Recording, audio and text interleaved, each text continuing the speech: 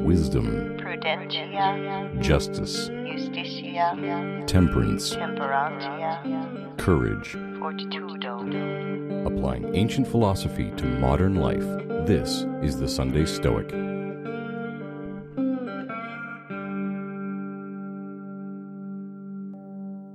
This episode is going to be a short review of New Year's resolutions. Have you ever made a resolution and broken it? Well, if you've ever made a resolution, then I'm sure you have. In fact, I think only like 8% or something ridiculous of the population actually keeps the resolutions they make at New Year's. So what should a Stoic do about this? What should a Stoic do for a New Year's resolution, and how can they stick with it? Well, let's talk to Seneca about that. Moral Letters to Lucilius by Seneca. Letter number 26, on Philosophy, the Guide to Life.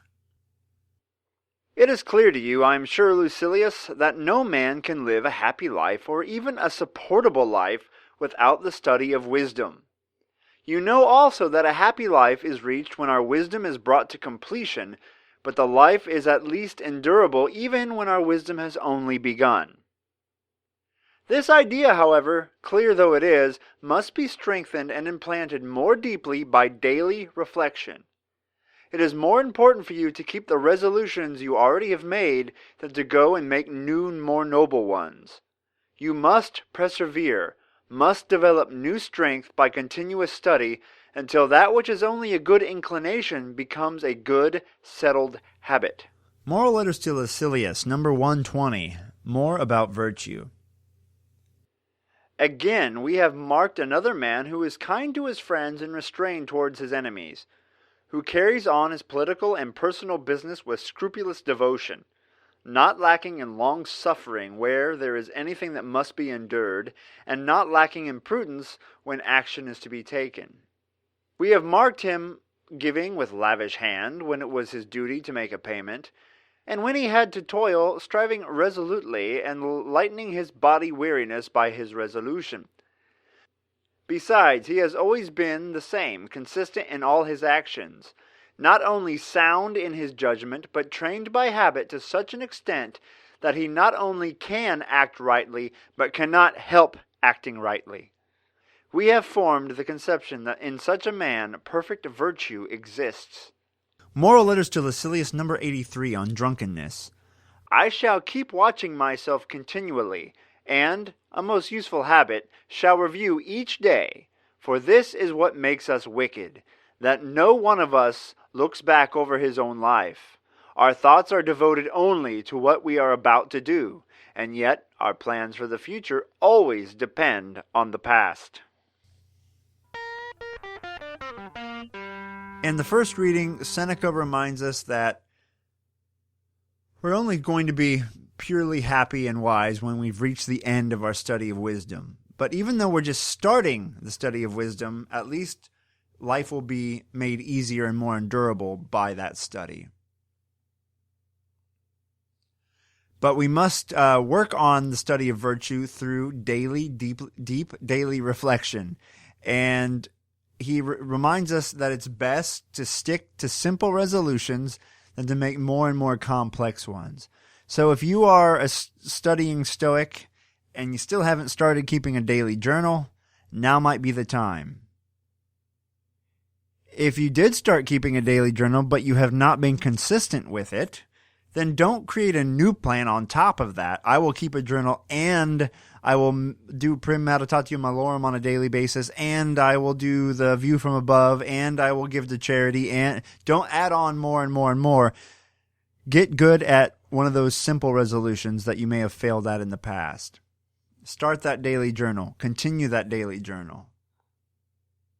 Work on those basic Stoic spiritual exercises like Premeditatio Malorum. In the second reading, we hear about what that perfect Stoic might look like after they've reached wisdom. And he says that we would be restrained towards our enemies, kind to our friends. We would be devoted to our personal business as well as our political lives with scrupulous devotion. We would be willing to suffer where there must be endurance. So if something takes a long time and is a lot of hard work, we won't flinch. We'll just do it. We'll be prudent, so we'll be wise when we must take action, and we'll be more than willing to pay our debts. In fact, with a lavish hand, he says, we'll make our payments. And it goes on and on from there. My favorite part then is at the end of this reading where he says the wise person here not only can act rightly, they have the ability to act rightly, but they cannot help but acting rightly. And then he says, we have formed the conception that this person of perfect virtue exists. This idea of the Stoic sage could exist in the flesh, not just in our minds. And the last reading, tying back to these other readings, he reminds us of something we could do as one of our resolutions here. What would that wise person do to stay wise, to become wise, and to get rid of those bad habits they've developed? Well, we continuously watch ourselves and take into account at the end of the day, maybe in a journal, for example, what we did today, how we succeeded, how we failed. He says no one looks back at their day. Everyone's only thinking about the future. We hardly ever take the time to think about the past and how we could have done better. So once again, we're not going to beat ourselves up here. We're going to look at the day and say, okay, I really shouldn't have yelled at that guy when he cut me off in traffic, or I shouldn't have been so rude to the person who bought the last donut, or whatever it is at the grocery today that I wanted.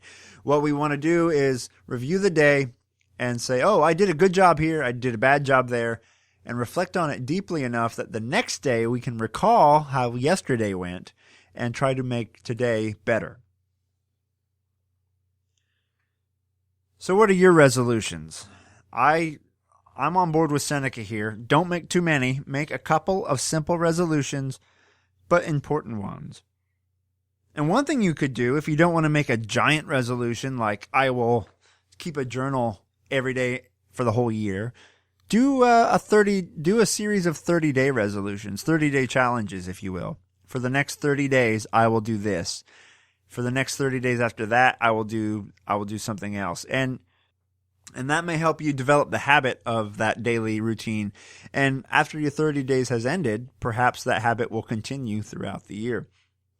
One thing I did a few years back is I did the Couch to 5K. I didn't know that I could. I've never been a runner, but after all of it was done, I could run 5K. I can't now probably because I had a son and I've been out of shape for quite a while, but I need to get back at it. But my New Year's resolutions, as I said, I'm going to work on desire, my practice of desire, trying to not want as much material things, trying to not avoid unpleasant things that are out of my power. And I'm going to try to focus on a little more reading of the ancient Stoics and also some more reflection, some actual journal keeping. So hopefully you have some resolutions as well, and we can grow together in the next year. So goodbye 2017, hello 2018, carpe diem. I'll see you next year.